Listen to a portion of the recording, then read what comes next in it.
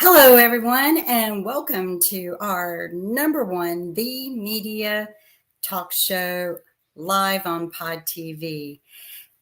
Today, we have a global group of panelists who have been with Pod TV for quite some time, and we are going to be discussing some of the current affairs that are happening in media and how they impact all of us in the world. So, welcome, Rick Rosner. Hey. Rick. Hi, all the way from the media world. And also, longtime media world, Mark Lee.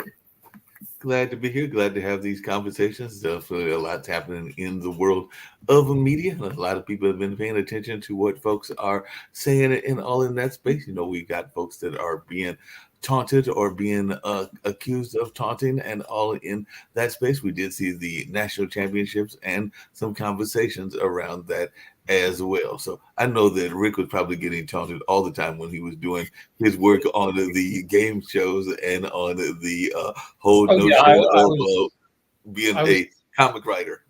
I was called 50 different kinds of an idiot, like every day. But yesterday, you were talking about it. In sports, a couple of the Minnesota Timberwolves started hitting each other after some verbal taunting. They started taunting in all in that space. And Kim, you'll be interested in this. One of the things that happened was there is a coach that was the national champion last year, and she got knocked out, I think, in the semifinal round this year, and all in that space. But, you know, a lot of times folks are thinking that they are saying things out in public that nobody is paying attention to. Dawn Staley, who is the coach of the South Carolina Gamecocks, said, hold on, wait a minute. Sometimes when y'all are thinking that we're not listening, we're actually listening. And so she had a very interesting comment at her press conference and all along those lines. So it was all right with you. I want to run this clip and see what y'all's thoughts are about her notion about media and all in that space, and how sometimes maybe we're being listened to when we're not being thought that we're listened to, like in the bars and other places. But here's what Dawn Staley had to say. Times other coaches, your colleagues, have sitting in that spot and talked about you all being bullies. What's the truth about your team? The truth about our team, okay? It's a good question, okay? We're not bar fighters. We're not thugs. We're not monkeys. We're not street fighters. This team exemplifies how you need to approach basketball on the court and off the court. And I do think that that's sometimes brought into the game. And it hurts. Okay? And I do think that some of, I'm going to say it because I said I was going to say it, whether we lost or whether we won. Some of the people in the media, when you're gathering in public, you're saying things about our team, and you're being heard, and it's being brought back to me. Okay? And these are the people that write nationally for our sport. So you can not like our team. Okay, you can not like me. But when you say things that you probably should be saying in your home, on the phone, or texting out in public, and you're being heard, and you are a national writer for our sport, it just confirms what we already know.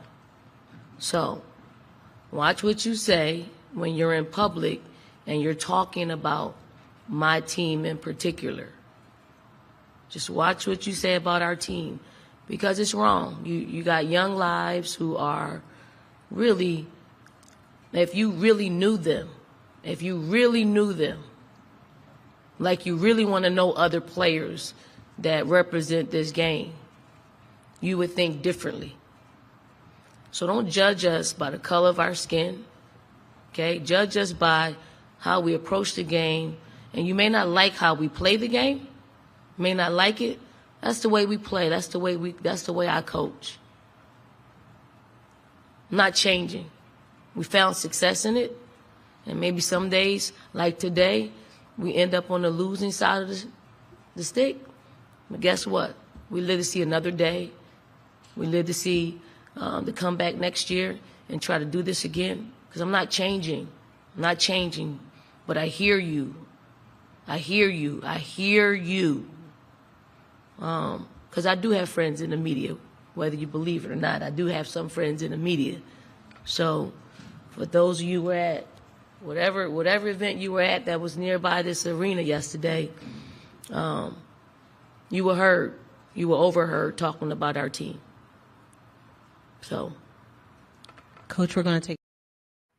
So she said an important thing, which is if you knew us, you wouldn't say the things you say. That's the essence of trolling. That people semi-anonymously say the worst possible things, and it's a new thing. If you wanted to call the president like 50 kinds of idiot 15 years ago, you'd have to write a letter. Now you just instantly go to Twitter and you can I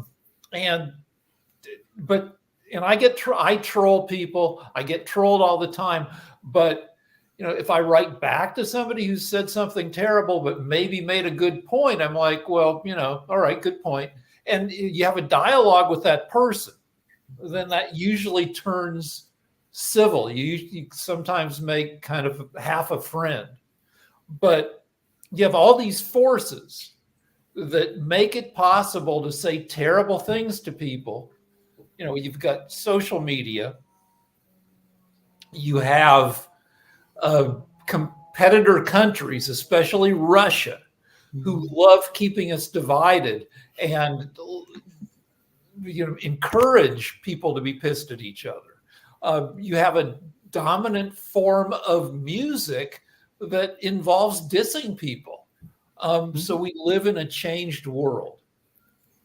No doubt about that and everything. And one of the things that I know when we were having a conversation earlier, me and Kim, was about the notion of the status of society and how society is and all along those lines. And I do remember that there was a very unpopular in many lights, even though it's popular in certain circles, bill that was passed not that long ago called the bathroom bill here in North Carolina. And then there was bills around gay rights and other things in that space. And we know that even during the pandemic, we heard a lot of people that fell on both sides of the COVID situation. And I do know people that were literally, separating themselves from family because of being on the opposite side of those issues and everything. So, you would oftentimes hear about people that were divorcing their friends or divorcing their constituents or even some of their coworkers because they didn't agree with them on a certain issue and on that space. But I think that sometimes there can be a room for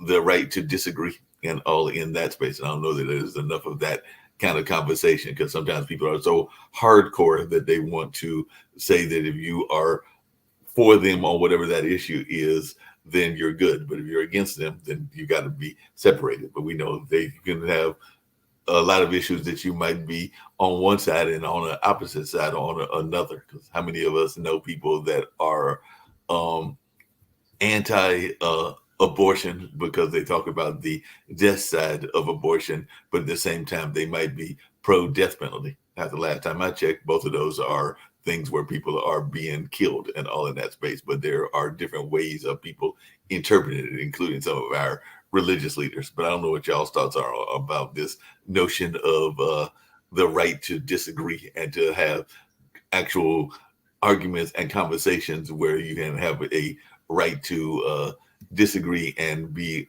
agreeable in the non-disagreement. Matter of fact, Rick, I think you used to have a show, we were talking about getting on the network, where you literally had a friend that was right-wing and y'all would have conversations all the time and sometimes might even go into arguments with each other and all in that space. Yeah, one of the guys on the show, one of the more conservative guys on the show used to be a college wrestler. And we'd get into stuff and I'd fall asleep at the table where everybody's throwing out ideas. He'd throw a glass of water on me. I'd come over the table at him, and because he was a wrestler, I'd end up on my back, because I have no skills. And then he'd pour soda in my ear. It was fun. But what happens online is often not so fun. My wife and I went on a cruise last week, and I figured we'd be seeing people from all over America with all sorts of differing political opinions, and I was prepared to get in verbal altercations at the very least, because my wife and I still wear masks for COVID because the numbers are still not great. And I figured, if I ran into people from the Midwest, you could tell some people's politics from the t-shirts they were wearing. And people could tell my politics from my mask. And there were no hassles. Everybody was face to face, in the giant cruise ship cafeteria. Everybody's running around, there's 100 different dishes. Everybody's excited for the food. Nobody got in a hassle, even though I could tell that, some people probably thought I was an a-hole because I had a mask on. And I thought some people were a-holes because they were wearing, the crazy, the Constitution, we the people, American flag, eagle shirts. But face to face, people are nice to each other. Online, people suck to each other. You're right about that. Mark and I had that conversation. I was told him it's like they have this courage. Mark calls it hiding behind a face, but I think it's virtual, right? I think there are some people who hide behind a pseudonym, and they're meaner. They are absolutely meaner than if they were using their own name. And, but I think you're right. People have no empathy anymore with this virtual life that we have established. It's really sad, and I often wonder sometimes, like you were saying, that you had a good friend. This is like one of my favorite photos of all time to kind of share that you can beat each other up at work and still walk away best friends. I'll share it with you. I hope it pops up right. My dad and I used to joke because we worked together and we could fight all day, but at the end of the day, when we checked out of work, we would be like best friends, right? So, you don't have to hate each other to disagree. Or if you disagree, you don't have to hate each other. And we've become hate over disagreeing. And that's not healthy. I don't think it is. It's not healthy at all. And I agree with you. It's not a healthy attitude, but a lot of folks are very devout on their views and everything. And by the way, Rick, it's been, I think, 4 years since I went on my one and only cruise. Went with a dear friend of mine and all in that space. And during that cruise, there was actually a group of folks that just, like you were saying, the cruise can be a microcosm of society, but there was a group of folks that I never thought that I would ever meet and everything. And I did get a chance to meet them. I think I even had a brief conversation with them. But if you are from the Northeast, you've heard of the Amish, and part of the Amish is the, I think they're called the Mennonites or something along those lines, but they were there as well, because part of what goes on in those cultures is that you get kind of this, a chance to get the West out of you, or civilization as we know it out of you and everything. And then you have to make a choice. So they were on whatever that passage is that they go on, because they go on like this little passage thing. And then at the end of this passage, they are given the choice to either go into the mainstream society, for lack of a better term, or go back into their culture, and all in that space. But that was the first time ever running across those folks. And like I said, I had the chance of meeting them, and also meeting some musicians that were traveling musicians on that cruise as well. So that was a microcosm of society, which cruises can be, which is why we're glad to have a cruise show on this network. So then we cruises are ridiculous, but if you're a lazy traveler, they're great because the hotel just moves with you. You don't have to do anything. You don't have to do anything at all. I mean, I've never been on a cruise. I have a tendency of getting motion sickness, but everybody tells me it's not like that on the cruise. And No, it's not. They've got these little uh, wings under the water that they're computer driven to stabilize you. right. Like And they have, I think one day I'll try it. My husband was dead set against cruises, and all of our friends do them. And the Christmas before COVID hit, they had finally convinced him to join them that next year in a cruise. You know, they were registering and everything, and we were in the process, and then COVID hit.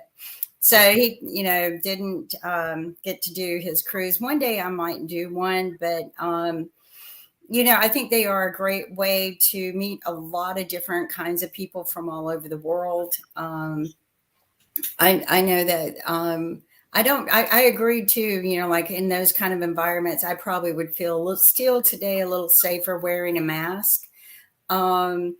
If I'm in a tight crowd situation, I prefer wearing mask. If it's more open, I'm okay. I'm not very good in crowds anyway. But there are small cruise ships that you can take. A friend of mine did more of a private small cruise, and it was beautiful. I mean, it was more contained for a family and what you wanted to do. But like you said, it's a great lazy vacation, right? Everything's there. It's a very lazy vacation, all in that space. And like I said, we do have the Good Ship Happens, and she loves that wordplay and everything. So that show airs on Fridays at 3:00, and Cindy Bertram does a great job of hosting that. Oftentimes we'll find some interesting commercials in that same space. So it is definitely a show that folks that are into cruising might be interested in catching, and all along those lines. But getting back to the media conversation, I did see that in Massachusetts, there is talk about there being a limit on social media for minors. So definitely that's one of the things that folks are talking about. Utah on March 23rd, and I know that we had Dan here, became the first state to implement social media restrictions for minors. And apparently that is also being looked at in Massachusetts as well. So should we be putting these restrictions on? Because they did a poll in the Boston.com, and 67% said yes, absolutely. 24% said no way, and 9% said it depends. So definitely, I was wondering y'all's thoughts about this. Should we be trying to put some restrictions on what our young folks are doing in this lovely media space? You can talk about putting restrictions on, but I don't think you effectively can. Kids will, unless you're just on them all the time, they'll get around them. I do a lot of thinking about, I'm still pissed about some of the bullying I suffered in junior high 50 years ago. We had a mean gym teacher who he just said terrible stuff to me. And he was like, back then, bullying tended to be more physical. And also to your face, people would call you an FAG to your face, or, knock books out of your hand, push you down the stairs. Now the bullying is, via social media. And for a while, I was of the opinion that, the bullying is better now than the bullying that I went through. I don't think that anymore, because my wife works in a high school, and kids are as much basket cases today as they were 50 years ago, with all the influences on kids, not just social media, but they're just bombarded with messaging all the time. And it's tough. Do you think that the taunting that goes on in the sports and, showing a lot of disrespect to each other becomes a bad influence in encouraging the youth to be mean to each other as well? Well, one thing kids today have that I didn't, and my friends didn't have, were clues. We were clueless. We didn't have access to information. We were we were all very concerned that we were going to die virgins because girls didn't like us when we were in 10th grade. And there really wasn't enough information out there to help us do the math and figure out that the percentage of people who die virgins is very low, that eventually, we would find somebody. Right. Hours a day, just like walking our dogs and saying, how do we get this girl? And what do I do? And I feel like some of that pressure has been removed by information. And I feel like all the interaction that kids do, the dissing and the friend making and whatever, I think kids are better informed about the world. And even a kid who, is kind of shy and friendless in real life can do a lot of interacting via social media and get that, not be so lonely. Yeah, I agree.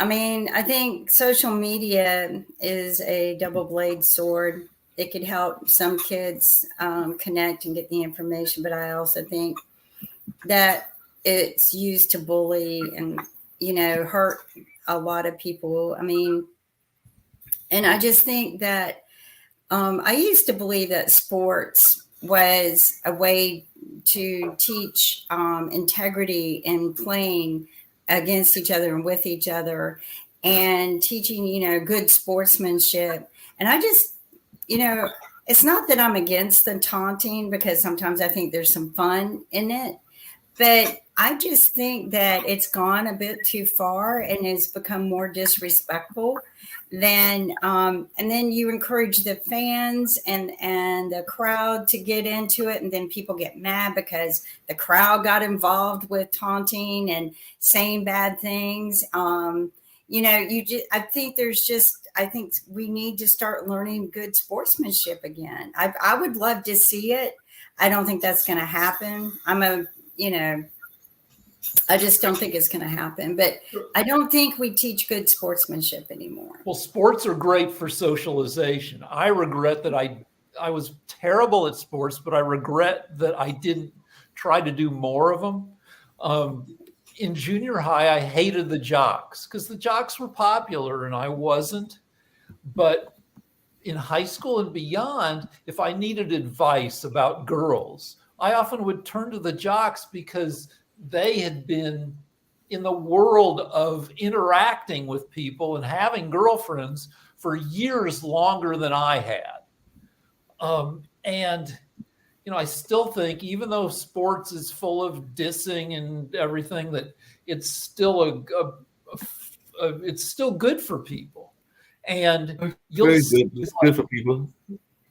But the question is, and I do remember that there was a whole question around sports and taunting, and definitely want to get to another video as well. I actually got 2 more videos for this show and all of that. But I do remember that there was the notion of the Super Bowl celebrations. We're going to come up, we're in baseball season right now, but after that will be the basketball championships are getting ready to happen, and then baseball will be in full swing, and then football. And football, there was definitely a number of celebrations, and sometimes those celebrations used to get very intricate, and then they put limitations on them and all in that space. And now it seems like they're allowing them to do the team celebrations, but they definitely had rules and regulations around what you could do in those celebrations, and that even became some sources of penalties and all. But you're over there in California, so I was just wondering your thoughts about that, Rick.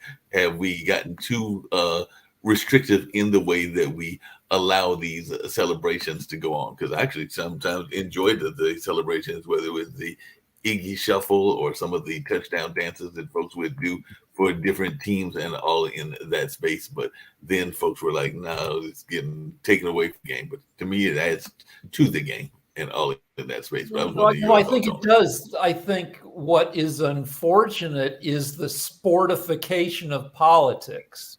Mm-hmm. That, I mean, it's like I'm a terrible fan. I will start rooting for a team when I'm sure that they're going to win a lot of games. But when you look at what is being a sports? Why, what is your connection to the team? Oh, well, you live in the same city, but you haven't. It's a weird kind of, you're betting on which company that spends $200 million a year paying its personnel is going to be better than some other company that pays $200 million a year for their athletes. The whole thing is kind of ridiculous, but it's fun. There's nothing at stake, and it's okay to be enthusiastically cheer and diss and the whole thing. But now that politics, Republicans versus Democrats, has turned into that, where our nation is at stake, that's bad. That people support their team, even though they're, we've all supported sports teams that have athletes who are jerks, and it's okay because they're your team. But now we support jerks in politics, and it's okay for people to support Trump because he says what everybody else is afraid to say, and Jim Jordan and Marjorie Taylor Greene, all these loudmouths because they're on our team. That's bad.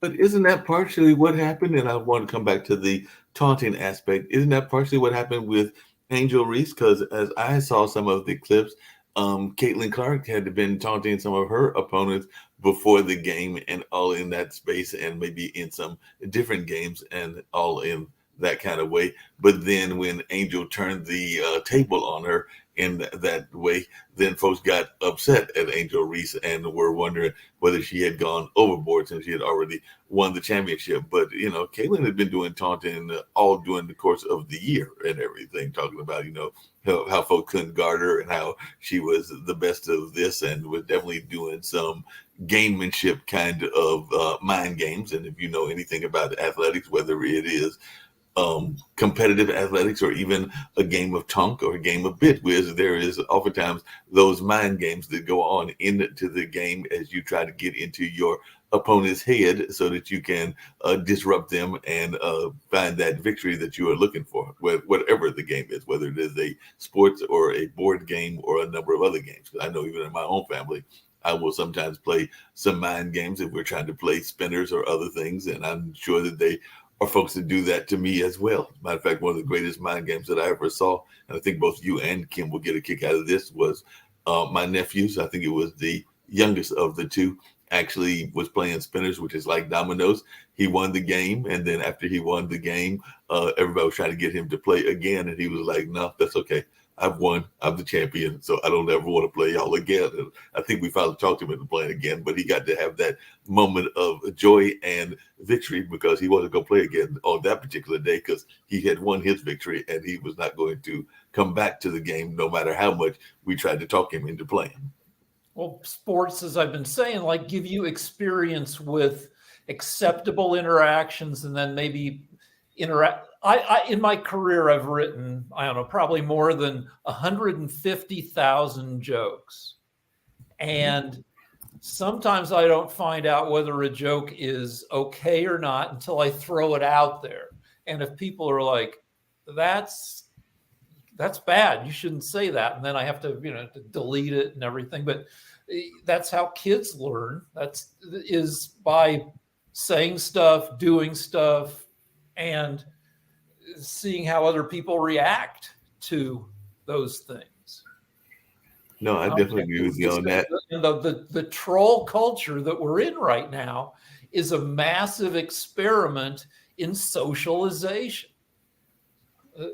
unprecedented, and in a lot of ways unfortunate because of the loss of civility and the loss of taboos. Yeah.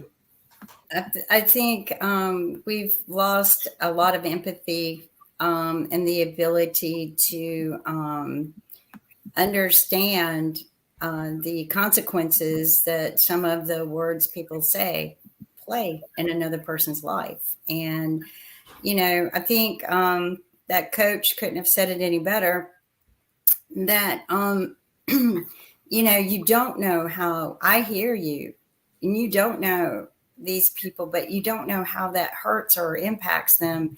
But in the same respect, those players need to be respectful to other people. If they want respect and they don't want people talking bad about them or talking about them, then they need to display the same respect.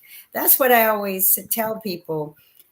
Display what you want back, right? Let it be a mirror reflection of who you are. And I think respect, in mirror reflecting respect, I think sport players are being very selfish because, hey, it's okay for us to talk trash, but it's not okay for the fans to talk trash or to be angry at us for doing it. And I just, I don't think it's a fair two-way street. I just don't. In the NBA, occasionally you'll see a player getting into a face-to-face confrontation with obnoxious fans. Right. And often what you see, well, sometimes every, I don't know, year or so, a player might go into the stands and grab or punch, and but sometimes what you see is the player will say, look, I'm a human being. I might be getting paid $50 million a year, but that doesn't shield me from getting my feelings hurt when you sitting there are saying just really, that you hope my family dies in a car wreck. I know. I mean, I get it. Why do people get that rude? I mean, people get rude in games all the time. That's actually one of the things that Angel Reese was saying, because she's definitely being unapologetically herself and all in that space. So I think I'll give Angel some room as well. It's not as long of a speech. I think it's about a minute that she got her words in and all in that space. But let's see what Angel Reese had to say at her press conference. So let's check she this said out. she's going to disrupt. I'm happy. I mean, all year I was critiqued about who I was. Nobody. The narrative. I don't fit the narrative. I don't fit in the box that y'all want me to be in. I'm too hood. I'm too ghetto. Y'all told me that all year. But when other people do it, y'all don't say nothing. So this was for the girls that look like me, that's going to speak up on what they believe in. It's unapologetically you. And that's what I did it for tonight. This was for it was just bigger than me tonight. It was bigger than me. Twitter is going to go in a rage every time. And I mean, I'm happy. I feel like I've helped grow women's basketball this year. I'm super happy and excited. So I'm looking forward to celebrating in the next season. So that was her answer and everything. The other thing that folks don't know about Angel is that there is a thing in sports called NILs, that is name and likeness, and a lot of entertainers and a lot of athletes in particular are making a significant amount of money off of NIL deals. And I think that Angel Reese is now either the third or the fourth most highest paid person in terms of NIL deals and all in that space. He's actually made quite of a big name. As a matter of fact, I think she said that she probably made more now in the NIL deals than she will probably make as a WNBA player and all in that space. So she's actually using this new notion of NILs and is encouraging other athletes to look at this opportunity as well. So, Rick, are you going to go get any NILs, name and likeness deals and all in that space? I've monetized myself to a total of about $300 and a coffee machine. They sent us a Keurig, one of those pod coffee makers. Yeah. And I was all excited because I thought it was because I was an influencer. And then my wife said, no, they sent one to everybody in our neighborhood. So.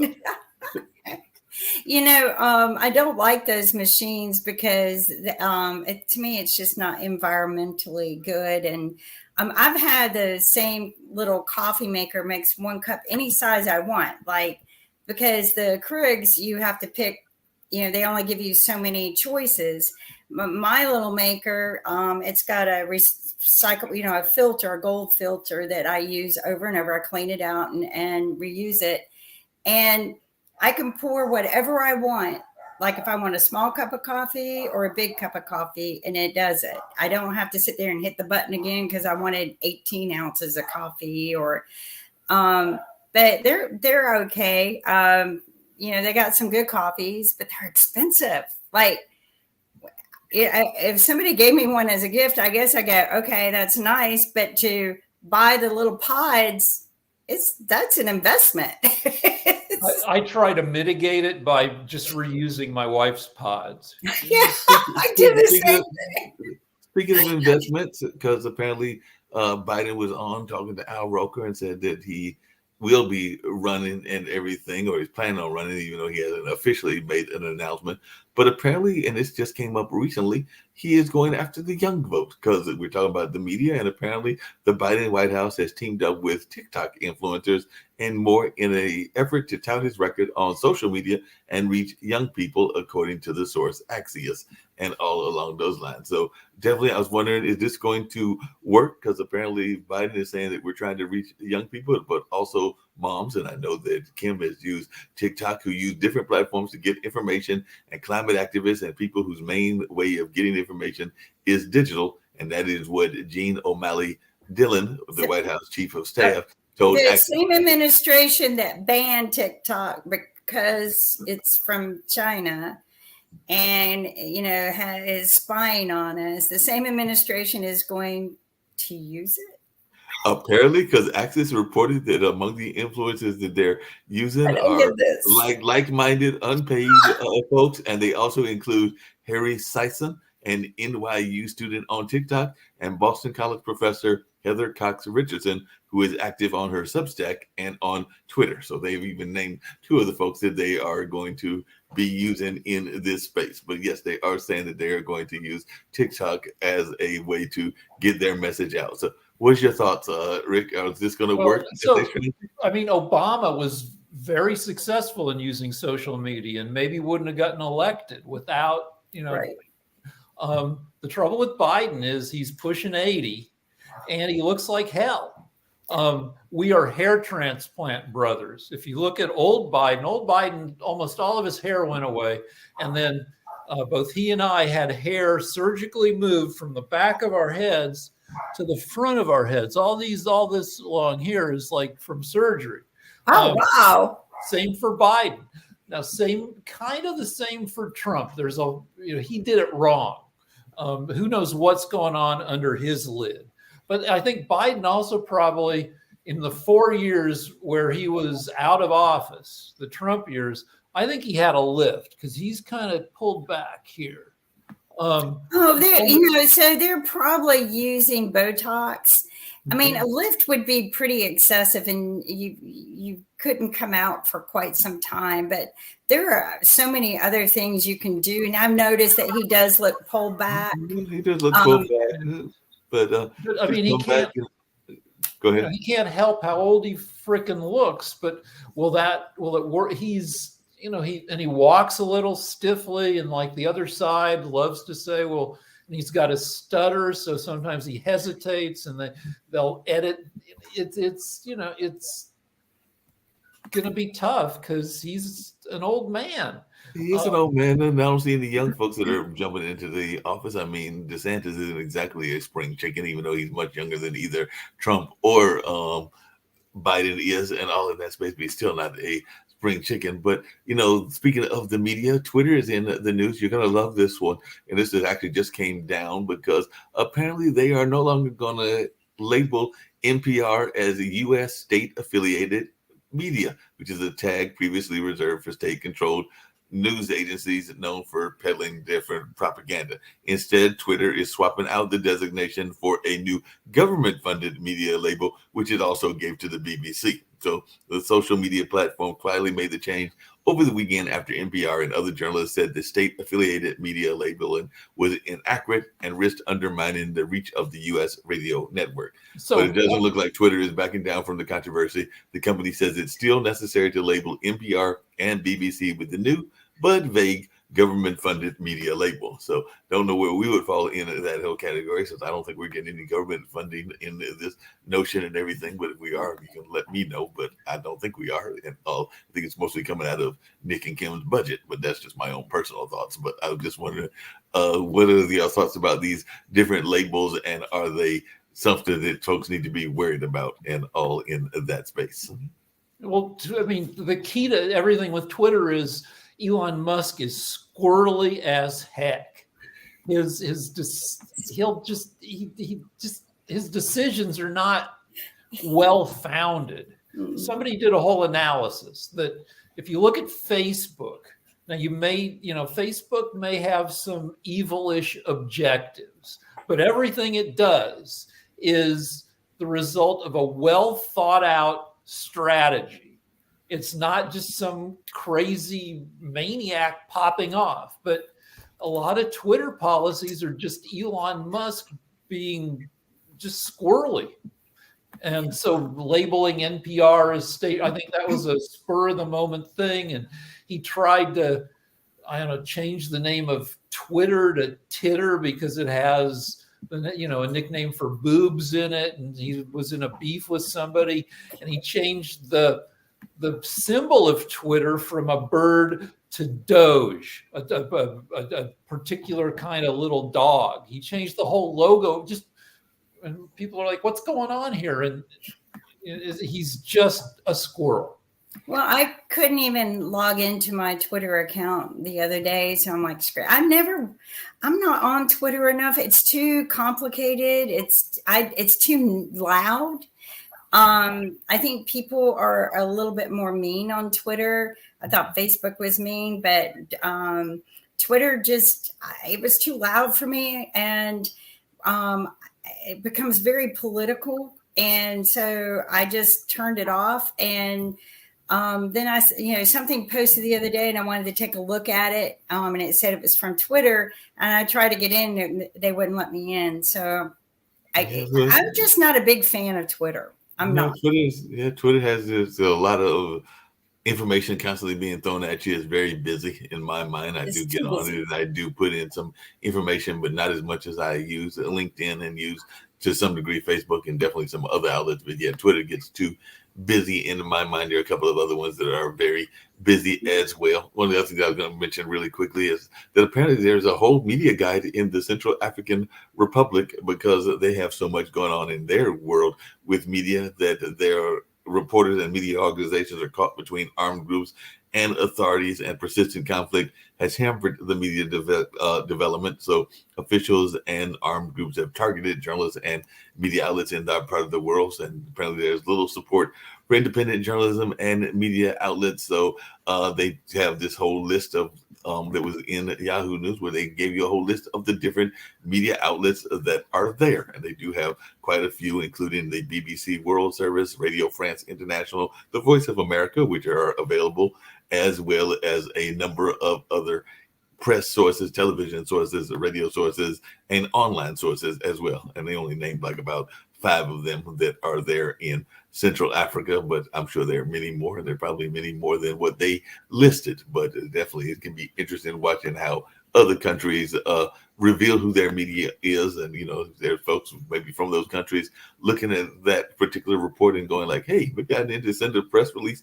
to Le Citoyen or Le Confident or the Central Afrique Matin, which is 2 of their press outlets or their state-run television Central Africa. So maybe folks are looking at this list and going like, hey, now I know who I need to reach if I'm going to reach that part of the world. So I know Nick targets different communications. So maybe he'll be targeting these folks that I just mentioned, or I can send him this link and he can figure out a way to send our stories to that part of the world. What do you think, Kim? Is that an idea?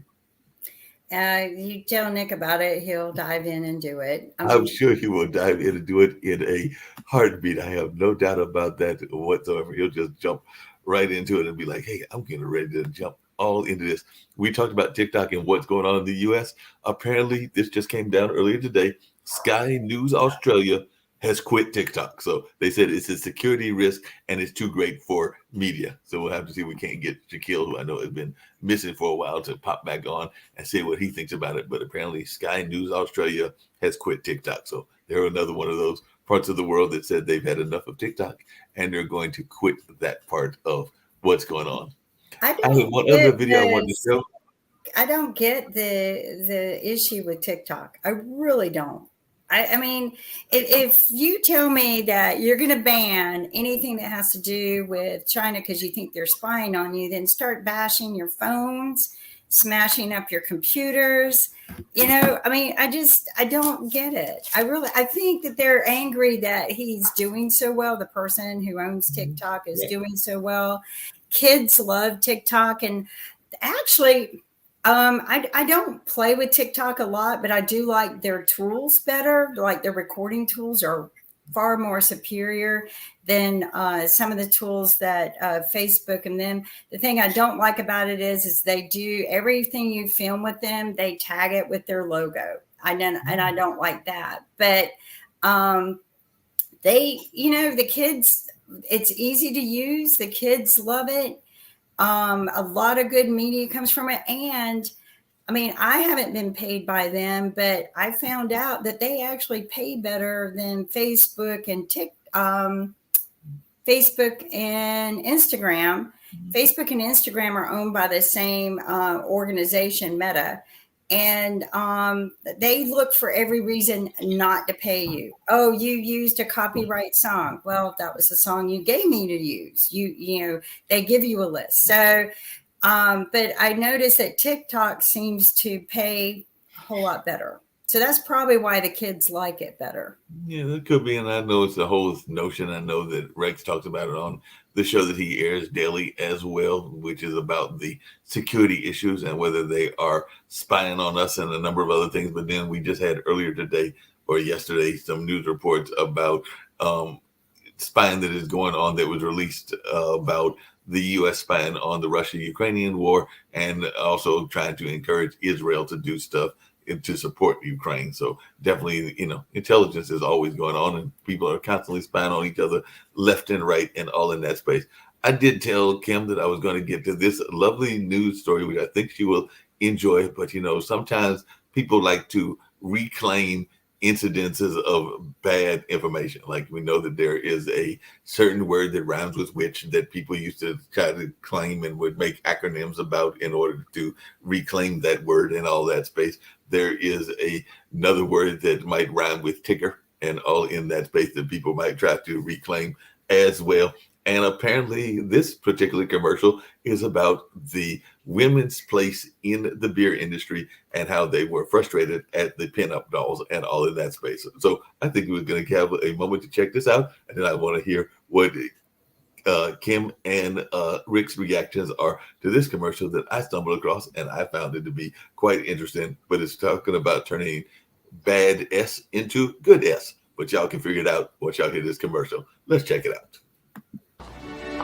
Here's a little known fact. Women were among the very first to brew beer ever. From Mesopotamia to the Middle Ages to colonial America, women were the ones doing the brewing.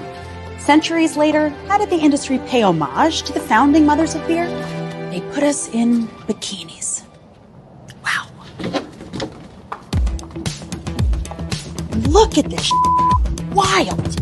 It's time beer made it up to women. So today, Miller Lite is on a mission to clean up not just their but the whole beer industry's Miller Lite has been scouring the internet for all this and buying it back so that they can turn it into good for women brewers. Literally, good How, you ask? Ladies, take it away. First, we turn the bad into compost. Then we feed compost to worms. Push out beautiful fertilizer. That good helps farmers grow quality hops, which is then donated to women brewers to make their own really good But there's definitely more out there. In your attic, in the garage, in your parents' basement. Send any you got into Miller Lite, and they'll turn that into good too. Oh. So here's to women, because without us, there would be no beer.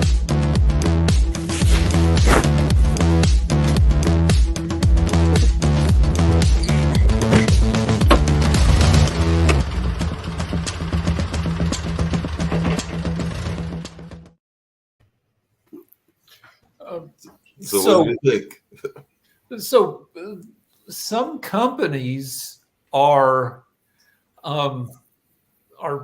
effing with anti-woke people. Over the weekend, there was, people talking about how we're a divided country, and we're not really a divided country. We have a bunch of people on reasonable, kind of not loud people on the side of common sense, And then on the other side, you have a small, super loud, minority of jerks. And I think a lot of companies, including beer companies, are going, hey, let's go with the reasonable majority and start effing with the jerks. There's a beer company that is doing a bunch of ads with a pretty sexy lady in a bathtub talking about beer, except the lady is trans. And people are super pissed on the loud jerk side. But I think demographically, it's in the beer company's favor. I kind of found this ad interesting. You told me about it. I couldn't envision it by any means where they were going to go with this. But, and I don't know if you knew this, Mark, but a couple months ago, I went to the museum and, the art museum, and I learned about the fact that beer and bread were a big factor of funerals back before Christ, right? And that they would just have so much beer and bread for every funeral that it would have to be thrown away. But women were the makers of it. Men were the drinkers of it. But it's interesting to me that why are they? I mean, I just feel weird about this. Why are they taking such a strong hold? I mean, it just makes me feel awkward. That's all. I'm a hardworking woman, just like any man is a hardworking man. I want to be kind of treated equal. Why are we? I don't know. I just feel weird. Well, the companies are playing the loud minority. They'll do something woke. The loud majority is like just starts screaming about it, and that's lots of free publicity for the beer company or whatever company. And companies don't care about being woke or not being woke. They care about making money and not being sued. And, well, and it's a good point there, because I really never drank Budweiser, and now all of a sudden I think they have a lot of class, and I really support what they're trying to do. And so I've done nothing but buy Budweiser all week, and I tasted it, and I was like, it's pretty good beer. So the Bud Light in particular, I think that's the one that is doing the photo shoot that they did. And I thought it was beautiful, actually, and very tastefully done. And I think the beer tastes pretty good. And again, it's become my beer of choice because of the way people reacted. So, I guess there's a point there that it does get a lot of publicity, good or bad. I mean, somebody did a calculation that I think Trump received in the 2016 election. He received something like $45 billion worth of free publicity via news coverage because he could be relied on to say obnoxious stuff. Oh, he was in I counted every day. He was in every section of the newspaper, except sports. Every section. And then one day something happened at a sporting event and he was in the sports section. So, he knew how to manipulate the media to get all the free advertising he needed. Like Elaine Marshall, who is the Secretary of State here in North Carolina, she and I had a conversation about it, that nobody would have a chance against him because he did know how to. I mean, it's whoever controls the media will win the presidential election. That's just the way our country rolls. And I even said he will win only because everybody will know his name. That's just, nobody even knew the third party running. They didn't even know there was a third party running. So I will tell you this, the third party was better qualified than any of them. Way Which better. party? Not Jill Stein. She wasn't qualified. No, Johnson. Okay. So I think Greg Johnson, but yeah, He was pretty reasonable, except that he was all like quiet and stuff. He's very quiet, but he's a man who gets the job done, and he knows how to financially operate. I mean, he could have pulled our country back into shape a whole lot better than the loudmouths that were up there. And that's the other problem this country has. We'll vote for a loudmouth before we will somebody who can actually get the job done eloquently and efficiently. Well, we'll vote for charisma. And the problem with 2016 is you had two anti-charismatic candidates. Yeah, but is that going to be the problem in 2024 unless David Walker or somebody else can do something radical and change the narrative? It does look like we are heading to a rematch of the whole older side and all of that, and definitely not a spring chicken myself either, but definitely I think that we're heading back to a rematch of the 80-year-olds, and I'm not in the 80 space. That's more like my. We're going down that same showdown road again. I hope not. I hope that we get some other candidates, and like maybe it'll be Kennedy against DeSantis. But I do feel that we're going down that showdown road one more time, and all along those lines, and all in that space. I would like to see a younger president. I would like to see a younger president with some good financial backbone about them. But who could that be? I don't see anybody having any traction on either side. I mean, DeSantis. I don't like him. He's just a loudmouth. Yeah, but so I mean, he's a loudmouth and he's trying to take on Disney, and I don't think that that's going to do him any big speed and anything. Because every time I turn around, he's fighting Disney, and like I said, he appointed some people to run Disney or to be his representatives of Disney, and then Disney, the Mickey Mouse and the mouse fired them. So he fired some people, and then they fired back. So Trump lost the popular vote by 2.8 million in 2016, and by 7 million after people got a taste of him in 2020. If he's the candidate again, he'll lose the popular vote by 16. I don't know, 9.5, 10 million. And just 3,000 polls show that 60% of Americans loathe Trump and 40% support him. Mm-hmm. And that the 40% are really loud, though. Like they are redneck, very loud. Please don't take offense to it, but the 40% who like him, they hurt my ears. Yeah, but when it comes to when it comes to getting out the vote, that loudness pulls people in. As many people in 2020 voted against Trump as opposed to voting for Biden. You know, they held their nose and they voted for Biden. And we're looking at I would have never voted. I mean, I didn't vote for Biden. I didn't vote for Trump. There was a third person. So, I mean, but unfortunately by doing that, I probably threw my vote away. But the thing is that people need to know that there's a third choice. Why don't we take that and just be humans again instead of political parties and party favors and pointing fingers of they did this and they did that? Let's get rid of that and just go in the middle, right? And vote. No, you know, the middle's been wiped out by gerrymandering.